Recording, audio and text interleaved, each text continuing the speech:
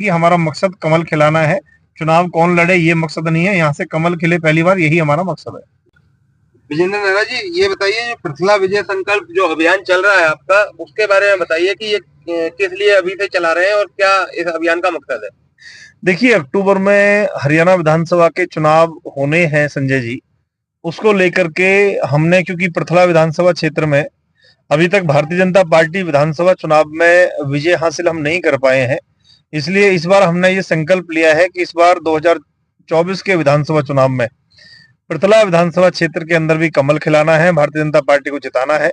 इसलिए हम एक दिन में लगभग 8 से 10 गांवों के अंदर जा रहे हैं और हमारे साथ में लगभग 4-5 गाड़ियों में हम सब साथी मिलकर कार्यकर्ता रहते हैं।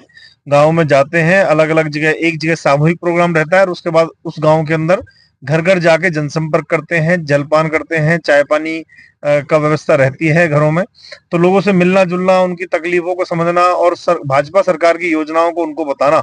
और एक मंडल प्रवास योजना हमारी भारतीय जनता पार्टी ने चला रखी है, उसमें भी अभी हमने फतेहपुर मंडल में हम लोग प्रवास कर रहे हैं इस समय, और वहां के बूथ के ऊपर जो करने के काम है उनको भी हम कंप्लीट कर रहे हैं। तो इस तरह से एक अभियान, पृथला विजय संकल्प अभियान हमारा चला हुआ है, जिसमें हम पृथला क्षेत्र में इस बार कमल खिलाने के अभियान से लगे हुए हैं। जी, और मैं जैसे कहना चाहूंगा कि देश में जाति या धर्म के नाम पे जिस तरह से वोटिंग होती है, और पृथला विधानसभा में अगर हम बात करें तो यहाँ पे कौन सी ऐसी जाति है जो बाहुल्य है। देखिए, भारतीय जनता पार्टी तो जीत की संभावना जीतने वाले प्रत्याशी को मौका देती है, और भारतीय जनता पार्टी का यह नियम है कि हम जाति या धर्म पे विश्वास ना करके सबका साथ और सबके विकास को लेकर चलते हैं। लेकिन पृथला विधानसभा क्षेत्र क्योंकि ग्रामीण क्षेत्र है पूरी तरह से, तो जाति का समीकरण अगर हम देखें तो जाट बाहुल्य क्षेत्र है, सर्वाधिक यहाँ पे जाट मतदाता रहते हैं। तो भारतीय जनता पार्टी यहाँ पे तय करेगी किसको मौका देना है।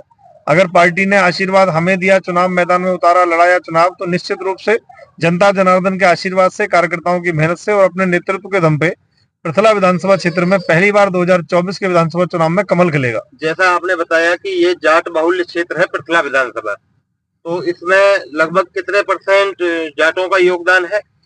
देखिए, वो तो सूचियां देख के ही कन्फर्म होगा, लेकिन फिर भी लगभग 2.25 लाख वोट हैं हमारी इस विधानसभा में, और उसमें से लगभग 70 से 80 हजार जाट मतदाताओं की संख्या है।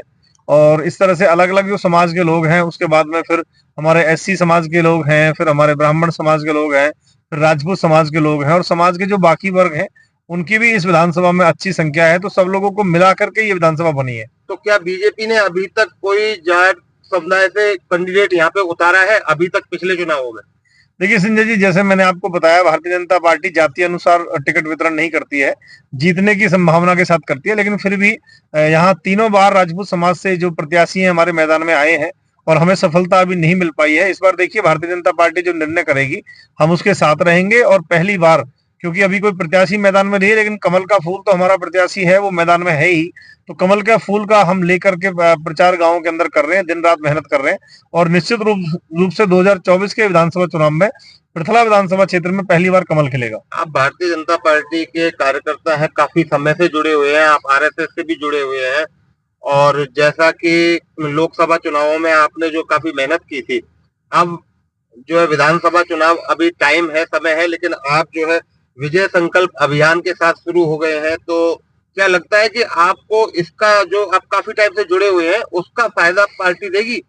देखिए, फायदा नुकसान हम नहीं देखते संजय जी, हम तो भारतीय जनता पार्टी के कार्यकर्ता हैं और देश के लिए हम काम करने वाले पार्टी के संगठन के कार्यकर्ता हैं, और एक विचारधारा से जुड़े हुए हैं। राष्ट्रीय स्वयंसेवक संघ एक व्यक्ति निर्माण की फैक्ट्री है, वहां पे कार्यकर्ता का विकास होता है, वहां पे व्यक्ति का निर्माण होता है। हमें सौभाग्य मिला है राष्ट्रीय स्वयंसेवक संघ में काम करने का, तो वहां काम करके हमने सीखा है। लेकिन ऐसा नहीं है कि कोई संघ का भारतीय जनता पार्टी में कोई किसी तरह की भूमिका रहती है। संघ एक सामाजिक संगठन है और भारतीय जनता पार्टी एक राजनीतिक संगठन है। तो हम लोगों को जब जरूरत होती है तो हम मार्गदर्शन लेने के लिए, उनसे सुझाव लेने के लिए जब उनके पास जाते हैं, तो देश हित में जो अच्छे सुझाव है वो राष्ट्रीय स्वयंसेवक संघ से हमें मिलते हैं। बाकी समाज हित में काम करने की प्रेरणा हमें वहां से मिलती है। और भारतीय जनता पार्टी में हम लोग काम करते हैं, लोगों की भलाई के लिए काम करते हैं। हमारा यहाँ गांव साहूपुरा जाट चौक सेक्टर 65 पे अपना कार्यालय खुला हुआ है भारतीय जनता पार्टी का। लोग आते हैं, उनकी समस्याओं का सबसे ज्यादा हम समाधान करने का प्रयास करते हैं। निश्चित रूप से 2024 के अंदर पृथला क्षेत्र में कमल खिलाने के लिए हम लोग लगे हुए हैं। क्या होगा क्या नहीं होगा ये सब भारतीय जनता पार्टी के नेतृत्व को तय करना है। मैं तो छोटा सा कार्यकर्ता हूँ, मेरा काम है मेहनत करना, मैं अपनी मेहनत में कमी नहीं छोड़ूंगा। बाकी पार्टी का जो निर्णय है वो हमें स्वीकार